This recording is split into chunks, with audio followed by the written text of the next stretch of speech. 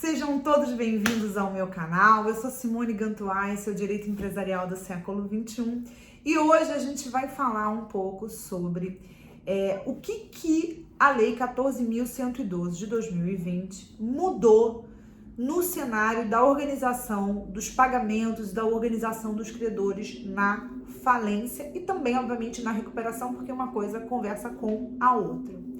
Se você não conhecia o meu canal, eu peço que você se inscreva imediatamente, porque toda quinta-feira, meio-dia, tem vídeo novo, ou falando de direito empresarial, como é o caso de hoje, mas também falando da advocacia, da carreira da advocacia e das questões envolvendo a militância na advocacia.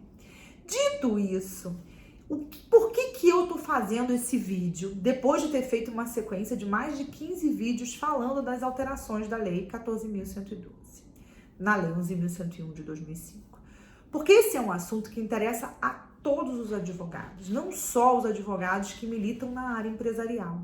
Normalmente aqueles vídeos é para quem está fazendo um concurso, quem precisa entender basicamente o que alterou, e esse aqui não, esse aqui é uma viés um pouco mais prático, com situações, não tratando de situações especificamente, mas para que você consiga separar o joio do trigo dos créditos que estão sendo organizados na falência ou na recuperação judicial.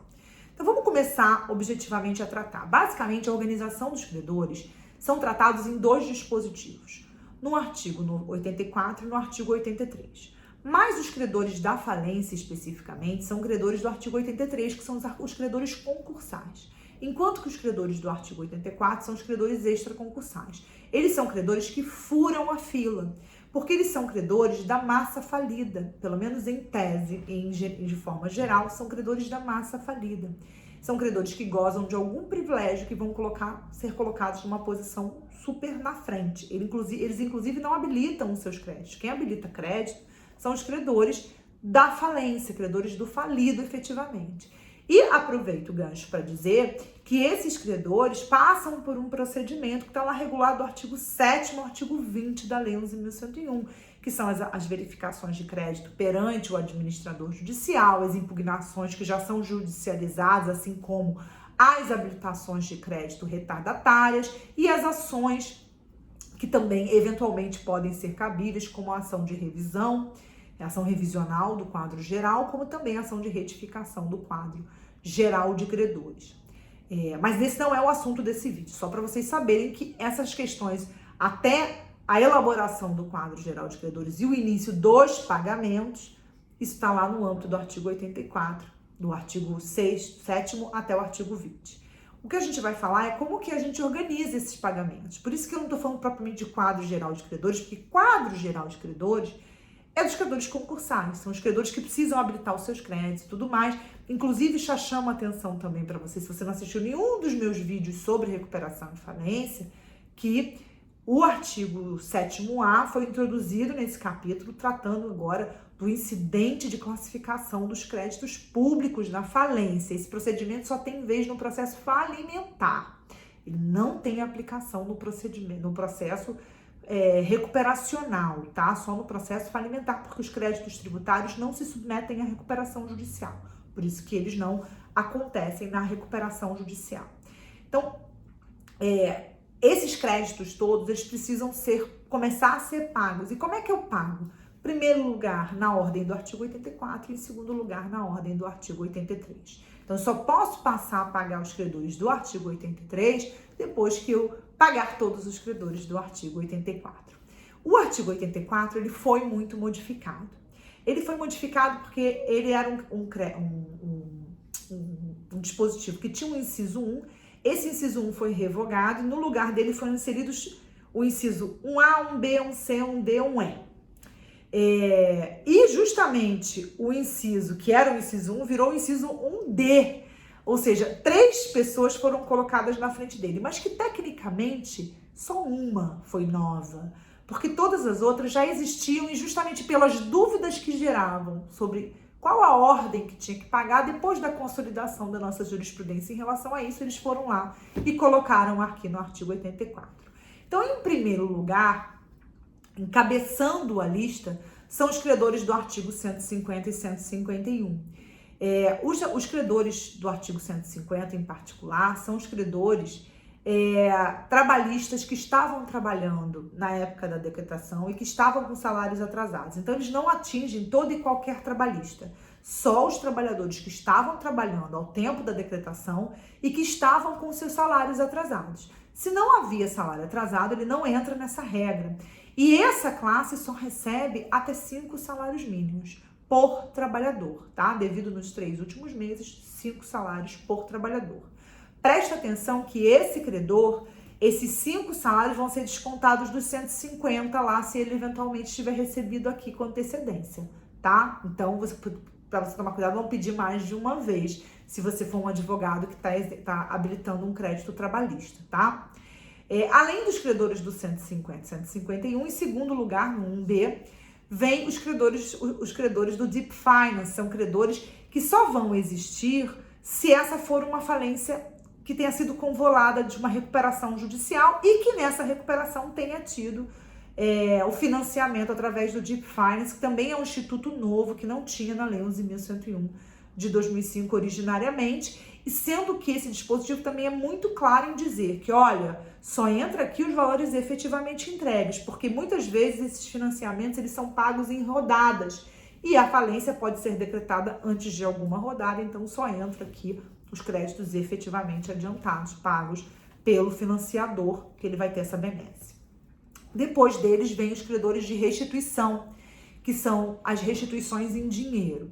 Chama aqui a atenção que o artigo 86, que concentra esses créditos restituídos em dinheiro, ele também foi alterado porque incluíram uma causa nova de pedido de restituição, que é justamente o pedido de restituição quando o falido ele apropria-se indevidamente de valores devidos retidos de imposto. Então, esse valor retido, ele entra aqui nesse crédito, ele é um crédito, inclusive um crédito tributário, que vai entrar aqui, mas não era um crédito propriamente do falido, mas sim dos empregados ou eventuais substitutos, aqueles que ele substituía a responsabilidade lá no recolhimento do tributo. Depois disso, vem os honorários do administrador judicial, que também é um crédito extraconcursal, e também os salários e as verbas trabalhistas devidas posteriormente à decretação da falência, ou seja, por serviços prestados após a decretação da falência. Preste atenção aqui na diferença. No inciso 1, a gente está falando de créditos anteriores e decorrentes de atraso salarial. Aqui não, a gente está falando de créditos posteriores, ou seja, situações em que ele continuou trabalhando após a decretação da falência. Isso é muito comum quando acontece, por exemplo, o deferimento da continuidade da prestação do serviço por mais alguns dias. Então, ele entra aqui no inciso 1D. No inciso 1E, vão entrar os atos praticados e válidos praticados durante a recuperação judicial que precisem, que tenham créditos a receber. Então, nesse caso, eles entram aqui. O inciso 3, o inciso 4, eles vão continuar todos iguais. O que vai mudar? Os créditos trabalhistas, os créditos tributários foram lá para o último inciso, para o inciso 5. Então, os fatos geradores posteriores à decretação da falência, os créditos tributários posteriores à decretação da falência, ou seja, cujos fatos geradores forem posteriores à decretação da falência, eles entram aqui no último lugar do artigo 84. Aí a gente pagou todos os credores extraconcursais, então agora a gente passa para os créditos concursais, lá do artigo 83. E o que mudou? Eu continuo tendo em primeiro lugar os credores trabalhistas e os acidentados. Cuidado que a gente tem que ter aqui, trabalhistas até 150 salários mínimos. Se eventualmente já tiver recebido valores lá no inciso 1A do 84, eu vou descontar. Então, se ele tiver recebido 5 salários mínimos, ele vai receber aqui só 145. Os créditos trabalhistas não têm limite, somente os créditos acidentados, os créditos acidentados não têm limite, os trabalhistas têm, tá? O que exceder 150 salários mínimos vão para o crédito quirografado. Isso também era uma coisa que já era Uma novidade aqui é que a seção do crédito trabalhista não vai mais desnaturá-lo e enquadrá-lo como crédito quirografário. Agora ele vai ser um crédito que vai continuar gozando do privilégio de ser um crédito trabalhista. Depois do crédito trabalhista vem os créditos com garantia real, até o limite do bem dado em garantia. Além desse, em seguida, vem os créditos tributários, de fatos geradores ocorridos antes da decretação da falência. Então, todos esses entram nessa classe, excluídas multas tributárias. As multas tributárias são créditos subquirografários, que estão depois do crédito quirografário. Então, aqui existe uma ordem, segundo o entendimento do STF, de que a União recebe antes dos estados, que recebem antes dos municípios, tá? Cuidado com isso aqui. O inciso que trata dos créditos tributários, eles também teve sua redação modificada para fazer a ressalva em relação àquilo que é extraconcursal. Mas nem precisava, porque isso já estava bem claro, inclusive na própria jurisprudência não tinha necessidade, mas eles mudaram. Depois desses dois créditos, haviam outras duas classes de crédito, que eram os credores com privilégio geral e os credores com privilégio especial. Essas duas classes foram revogadas e, por força do parágrafo 6º do artigo 83, agora todos esses créditos serão enquadrados como créditos quirografários.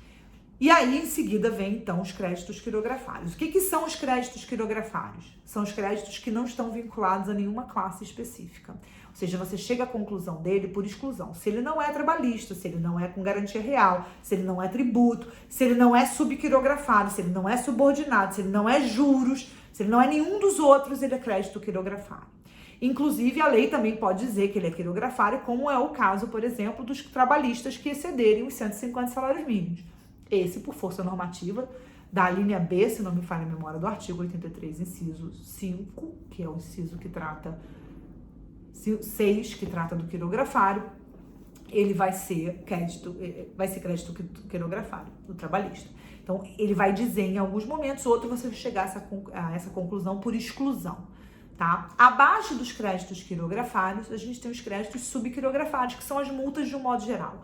Multas tributárias, multas penais, multas administrativas, multas contratuais, multas. As multas estão como créditos quirografários. Depois dos créditos subquirografários, os créditos subquirografários, abaixo dele tem os créditos subordinados. E basicamente os créditos subordinados são direitos que os sócio-administradores tinham, ou quando a lei também disser que eles são credores subordinados. Eu costumava dizer que os créditos subordinados eram a mosca do cocô do cavalo do bandido, mas eu já nem sei dizer mais o que eles são, porque eles estão abaixo do abaixo do abaixo. E em último lugar vem uma novidade, que são os juros, porque a gente sempre falou que os juros não eram exigíveis na falência, porque a falência cessaria. Só que o artigo 124, ele vai excepcionar algumas situações em que os juros incidem sim, e ele vai dizer que os juros eles só são dispensáveis se o montante não for suficiente para pagar, porque se for ele entra aqui nessa classe.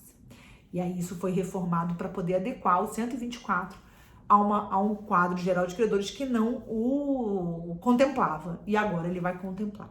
Então, com isso, a gente organizou isso aqui para você, só para fazer uma recapitulação. Artigo 84, reformularam os incisos do artigo 84 para reorganizar, colocou o Deep Finance, que não existia, disse quem recebe em primeiro lugar, antes do que o artigo 84 originalmente previa, porque o 150 e 151 sempre foram respeitados e não estavam originalmente dentro do artigo 84.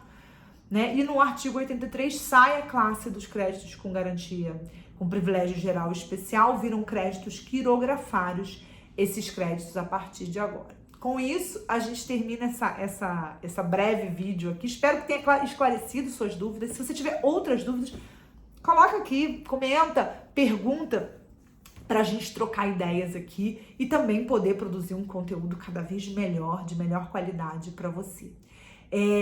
Subscreve o canal, dá o seu joia e até quinta-feira que vem. Tchau, gente!